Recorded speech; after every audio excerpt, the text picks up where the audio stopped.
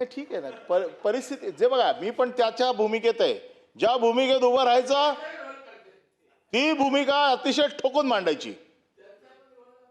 मी फक्त एकच झालं, मला प्रवीण दरेकरांवरतीचा अन्याय कधी ना कधीतरी दूर झालेला बघायचा आहे. माझं अजून ते स्वप्न पूर्ण होत नाहीये. ज्या दिवशी ते स्वप्न माझं पूर्ण होईल, आता देखील पुढच्या काही दिवसात मी एक स्वप्न बघतोय, होईल होईल होईल. पण सायला ते हरीतले शुक्राचार्य कोण बसलेत ना, ते कळत नाहीयेत. पाणी जाळलं असं अडतं ना त्याचं पाणी. आणि एक मित्र म्हणून मला फार कधी कधी वाईट वाटतं की अशा, मी त्यांना फार जवळनं ओळखतो, कारण मी आणि ते शिवसेनेत एकत्र काम करत होतो. हाडाचा कार्यकर्ता फक्त तुम्ही ह्या गोष्टीसाठी वापरताय.